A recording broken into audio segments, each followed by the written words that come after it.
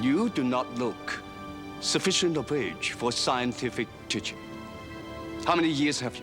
I am 150 years old, Your Majesty. I am 150 years old, Your Majesty. Enough to know that age and wisdom do not necessarily go hand in hand, Your Majesty. Her exotic memoirs have inspired a best-selling novel, a classic musical, a television series, and 4 Hollywood films. Few women have captured our imagination as much as schoolteacher and author Anna Leon Owens, with her tales of adventure in the royal court of Siam. Hired to teach English to the king's 67 children, Anna would later claim to have defied the all-powerful ruler of Siam as she fought for the freedom of his wives and concubines. But although celebrated in her lifetime, Leon Owens is now a lightning rod for controversy as modern critics question the truth of her accounts. She believed that a person could make who they were, and she wasn't afraid to throw away almost any fact if it got in the way of who she thought she should be. But the more we unravel the secrets of her life, the more we realize that Anna Leon Owens' true story is more amazing than fiction. I think it's clear from all of Anna Leon Owens' writings that she didn't expect to have created the kind of shudder that she did, and that she didn't expect her story to go on these 150 years. I am king. Yes, and I am his schoolteacher. Which lesson do you think he learned? To respect his classmates or to fear his father?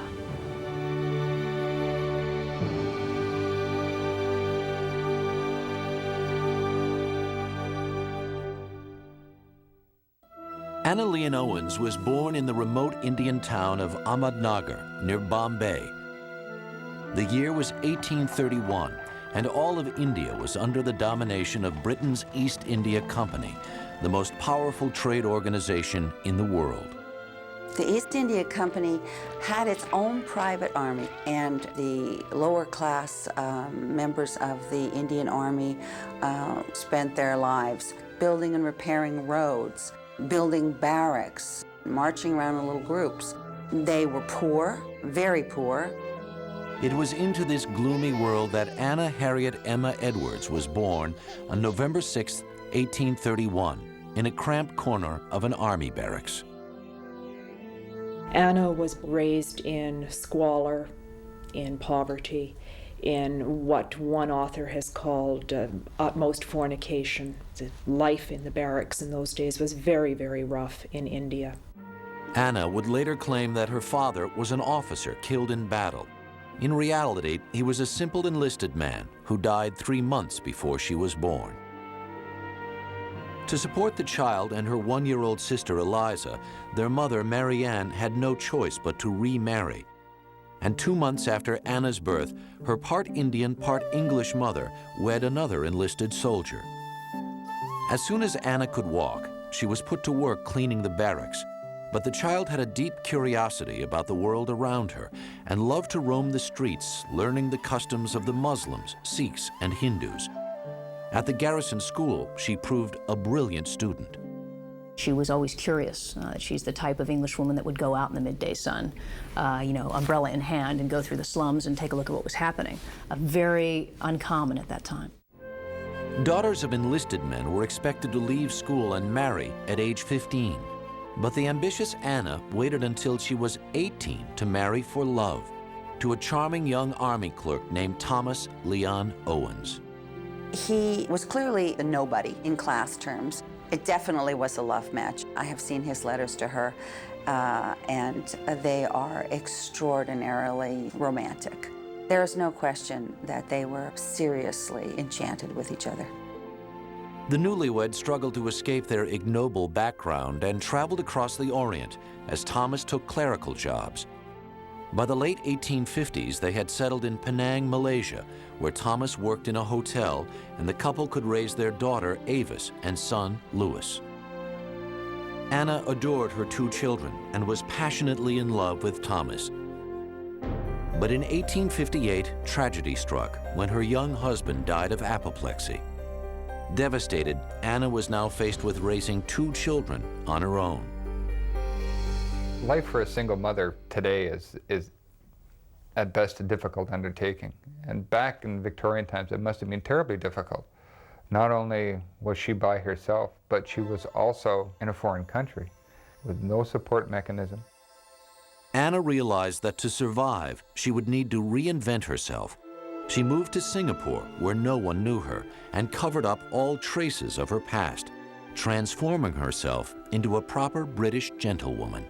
The things that she mostly lied about were things that she was ashamed of, that at the time would have been culturally frowned upon. So she's a woman who wanted to better herself and who was really trying to survive in a man's world. Anna now claimed that she was an officer's daughter, raised in Wales. She combined her husband's middle and last names to become Mrs. Leon Owens. Her late husband was no longer the victim of apoplexy. She now claimed that he was a dashing officer who died of heat stroke after a tiger hunt. She also gave herself a new maiden name, perhaps to avoid discovery of her past in India and her family's mixed heritage.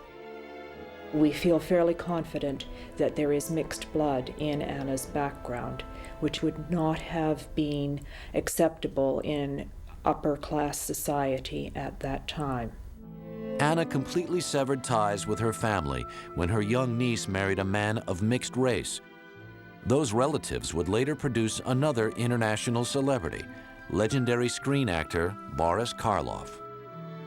My father, Boris Karloff, was Anna's great-nephew, but she had very, very deliberately and completely separated herself from any of her relationships prior to her arrival in Siam. When one member of the family tried to contact Anna and establish some sort of relationship between the families, she was so upset at the invasion of her privacy, her self-created privacy, that she threatened to commit suicide if there are any further inquiries. Armed with a new persona, the enterprising widow found a teaching job in Singapore. She became known as a gifted instructor, and in 1862, her abilities won the 31-year-old an extraordinary offer to teach English to the 67 children of Rama IV, King of Siam. We have the first letter that the king ever wrote to Anna, and I'll read from it. Madam, we are in good pleasure and satisfaction in heart that you are in willingness to undertake the education of our beloved royal children. And we hope that you will do your best endeavor for knowledge of English language, science, and literature, and not for conversion to Christianity. We beg to invite you to our royal palace. The thought of going near the heathen ruler and his harem of 600 women would have given most proper English women the vapors. But for the adventurous Anna, it was the opportunity of a lifetime. Here's a very independent woman who really doesn't seem to know the meaning of fear and was willing to take on any challenge that seems to come her way. Anna decided Siam would not be a proper place for a young girl, so she tearfully sent 7-year-old Avis to boarding school in England. Then, in March of 1862, she arrived in Bangkok with 6-year-old Louis, uncertain of what was in store.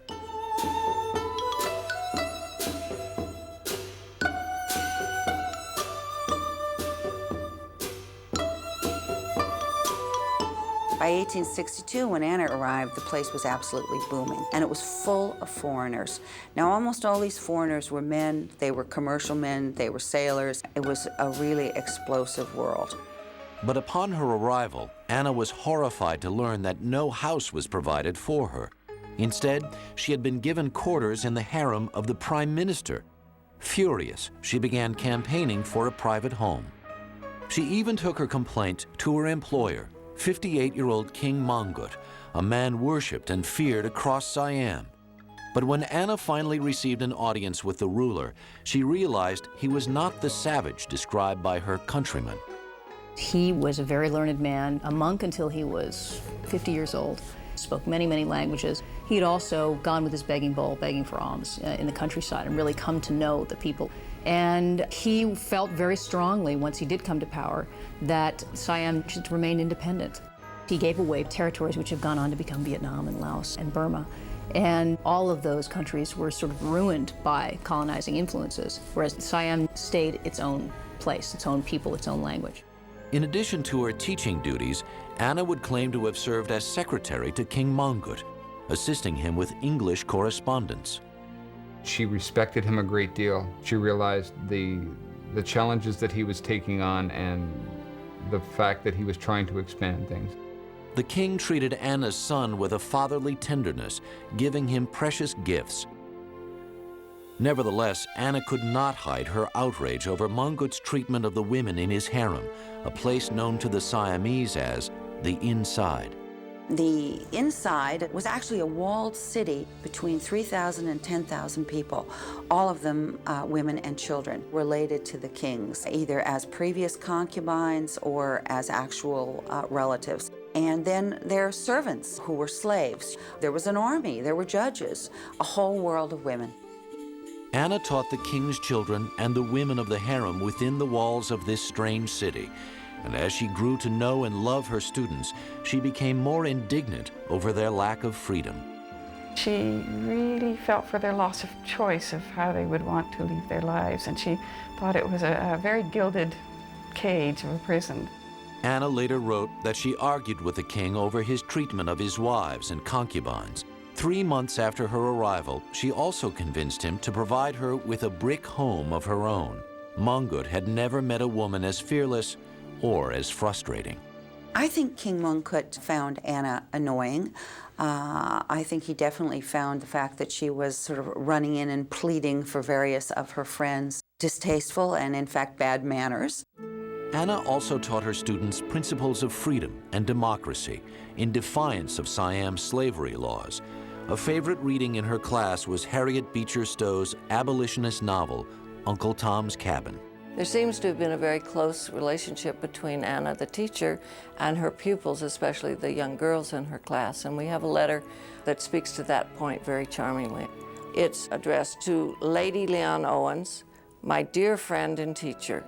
I pray to my God to be very tenderly of you and your children and bless your good work. And it's signed, your loving pupil, son Clin. In 1867, after 5 long years away from her beloved Avis, Anna requested a leave of absence to return to England and see her daughter. The king granted Leon Owens 6 months' leave, and she sailed for England. As Anna departed, she had no idea that she would never return to Siam, and that a new chapter in her life was just beginning. In 1867, Anna Leon Owens and her son Louis arrived in England, where at long last, Anna was reunited with her daughter, Avis. The part that I loved about the real Anna Leon Owens is that she loved children and was always surrounded by them, and that was where she took all of her passion and her learning from. Months later, in 1868, Anna took Avis to New York for a visit, and it was there that she received shocking news from Siam. King Mongkut had organized an expedition to witness a solar eclipse, which he accurately predicted using modern astronomy. But during this moment of triumph, the king came down with malaria. Mongkut's frail body was unable to battle the disease, and the ruler of Siam died on October 1st, 1868. He was succeeded to the throne by his son, Prince Chulalongkorn, then only 15 years old. King Chulalongkorn expanded enormously the process his father had begun of modernizing Siam. He would allow his subjects more freedom, slowly eliminating debt slavery, and he also made life a little easier for the women in his harem, giving personal permission for women to leave if they requested it. The new king later wrote a letter of thanks to his former teacher, but he did not invite her back to Siam. King Mongkut's death was a shock to Anna, who was now in desperate need of a way to support her children. The resourceful widow turned to her own experiences and began to write about her dramatic adventure in Siam. To make her stories commercial, Leon Owens tailored them to the tastes of 1870 America, emphasizing the shocking barbarism of slavery in Siam. It was post-Civil War United States. There was a tremendous need really for Americans to feel good about themselves again, to believe that this war that had cost so much had represented principles that had been worth fighting for, and that somehow gave them superiority in the world. Anna's instincts proved correct. Her stories were snapped up by the Atlantic Monthly, a major feat for a new writer, especially a woman in the Victorian age. She was providing glimpses of a society that basically the Western civilization knew nothing about. And here was some true-to-life story that happened half a world away. Anna's articles were so popular, she turned them into a book titled The English Governess at the Siamese Court. In America, the book was a huge success. Leon Owens became a popular lecturer and suddenly found herself socializing with authors Henry Wadsworth Longfellow, Ralph Waldo Emerson, and even her idol, Harriet Beecher Stowe. But in Siam, the response to her portrayal of the king as an explosive tyrant was very different. When Anna's first writings appeared, it absolutely outraged the Thai government. I think to great measure that's attributed to the fact that she humanizes the king, and he's depicted as less of a deity. But of course, even to this day, the king is regarded as a semi-deity in Siam. In 1873, Anna published The Romance of the Harem, which was even more outrageous to the Siamese. Going further in condemning slavery, she pieced together bits of palace gossip to create the story of Thuptim, a wife of the king who ran away and disguised herself as a Buddhist monk and who was burned at the stake for her transgression. I want to emphasize here that she entitled this book a romance. She acknowledged up front that it was fantastic. This book was a tribute to her friendships with the women in the harem by telling these stories of sort of fantastic, unrealistic heroism. And in that sense, it's a wonderful book. The Romance of the Harem did not sell as well as Anna had hoped, but her constant financial worries finally came to an end thanks to a new acquaintance, a prosperous banker named Thomas Fish. When Anna was in New York, a tall, dark, handsome man attended her lecture, and I think they were both quite impressed with each other, and she invited him home to dinner, where he met Avis, her daughter, who was a noted beauty, and he eventually married Avis. In 1878, Anna moved with her daughter and son-in-law to Halifax, Nova Scotia, where Thomas had been offered a prestigious position at the Bank of Nova Scotia. She arrived as a lady of letters, a cosmopolitan woman who traveled the world, who had a kind of breadth of vision and wealth of experience unknown to this fairly small and fairly uncultured town. But the 49-year-old writer had still not outgrown her thirst for adventure. In 1881, she accepted an assignment from Youth's Companion magazine to travel to Russia weeks after the assassination of Tsar Alexander II.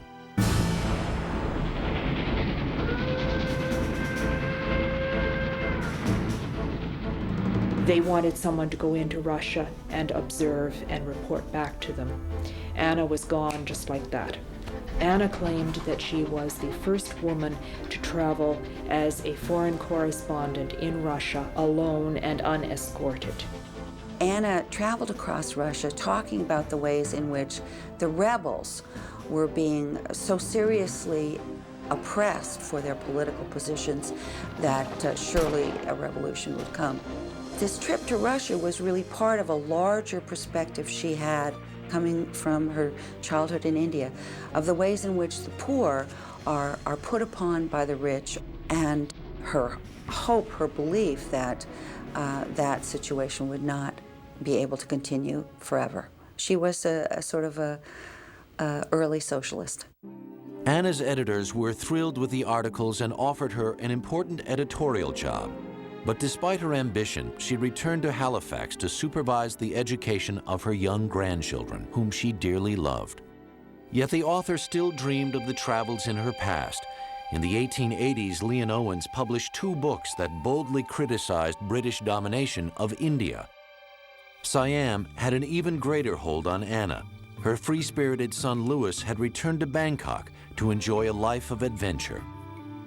Louis was employed by Chulalongkorn, first in the Siamese military, and then he was set up in the teak trade in northern Thailand and became a larger-than-life figure. Louis Leon Owens is the Rhett Butler of Bangkok. Louis established his own harem and married a Siamese woman. But in 1888, Anna received tragic news from her wayfaring son. His wife had died at age 36, leaving 2 young children. Anna agreed to raise Louis's offspring while educating her other 6 grandchildren. Family was very important to her, and I'm sure that she just looked upon adding 2 more to the bunch and now having 8 to take care of as just another challenge. At the same time, the 57-year-old immersed herself in many crusades for social change, including prison reform and the movement to give Canadian women the right to vote. Closest to Anna's heart was the founding of a major art school, the Victoria School of Art and Design, which offered art instruction for the working class. One of the things that I find admirable about Anna is that she gave something back of herself to the community that she was in at the time. In Siam, she really wanted to do something for the women and the children, and I think that continued in Halifax. In 1897, Anna traveled to London for an important visit with King Chulalongkorn of Siam, whom she had not seen in 30 years. The reunion was a tender one, strained only when Chulalongkorn expressed sadness over the way Anna had written of his father. But at their parting, the king gave his former teacher the large financial gift of £100. In 1900, at age 69, Anna settled in Montreal, where her son-in-law Thomas was now a prominent banker. But after only a few months there, Anna's daughter Avis died suddenly of food poisoning. Grief-stricken, Anna was forced to take on yet another role, mother to 8 children. Anna was totally devastated. Her letters about Avis's death give us some idea of how much this child meant to her. I mean, the mourning was very long. Anna's years of writing and world travel were now behind her. But ironically, in the decades to come, Leon Owens would win even greater fame as her life entered the realm of legend in print, on stage, and in film. In 1908, Anna Leon Owens' son-in-law, Thomas Fish, suffered a major stroke. The 77-year-old Anna gave up her many causes to devote herself to Thomas's care until his death in 1911. 3 years later, the careworn Anna was herself felled by a stroke that left her blind and frail. Her loving grandchildren cared for her for a year, until finally, the woman who had survived poverty, social stigma, and family tragedy lost her last battle. On January 19, 1915, Anna Leon Owens died in Montreal, Canada, at the age of 83. Anna's life is fascinating for many reasons, and at least one reason is its sheer range. I mean, this was a woman who was born at the height of British India. She was in Siam when this great king was sort of negotiating through the incredible dangers of imperialism. She was in the United States after its devastating civil war. She was in Russia before the revolution. I mean, it's really just phenomenal what coverage she had. As extraordinary as that life was, Anna's accomplishments seemed all but forgotten not long after her death. But 15 years later, an American missionary in Siam made a discovery that would dramatically restore Anna's place in history. In 1930, 27-year-old Margaret Landon came across 2 books written by Leon Owens, perhaps the only copies in Siam, where the books were outlawed. Landon fell in love with the writings and decided to reintroduce the public to Anna's story. In 1944, she published her own fictionalized version of Leon Owens' experience titled Anna and the King of Siam. This is what Margaret Landon was very good at doing, was extracting and bringing forward the highlights of Anna's life so that the time in Bangkok became very accessible for readers in the 1940s. Landon's book was published in 1944, at the height of World War II. Its theme of bringing democratic ideals to an unenlightened nation seemed even more relevant than when Anna's first books were published nearly 75 years earlier. A surprise success, Anna and the King of Siam sold more than 700,000 copies and 30 years after Anna's death, her story was reborn. Landon's novel had not even reached bookstores when 20th Century Fox chief Darryl F. Zanuck grabbed the movie rights to the story. Darryl Zanuck actually read it in galleys, and he was immediately intrigued. He thought this is an idea that's original. It's based on a true story. He also thought the character relationships were marvelous. 47-year-old Irene Dunne played the role of Anna, and the part of King Mongkut would mark the Hollywood debut for the dynamic young English actor Rex Harrison. Why are you here? Because you told me you intended opening my school today. My astrologers are fools. How can this be good day for schools? You may go. Very well, Your Majesty. But since you postponed opening the school, there's something I would like to discuss with you. I should like to use the time in getting settled in my own house. House? The house you promised me. It is our pleasure that you shall reside within this palace. If Your Majesty remembers, you promised me a house. I will do remembering of what I promised. Who is king here? The story and characters were strictly from Margaret Landon's fictionalized book and from Hollywood's imagination. Do you speak English? My family speaks some English a long time. What is your name? Toptim. In post-war America, Anna was portrayed as a woman with a mission to bring democracy to a primitive nation. The progress you want isn't a matter of customs or manners. It's the spirit behind those things. Every living person is an individual with the same right to liberty and justice under the law.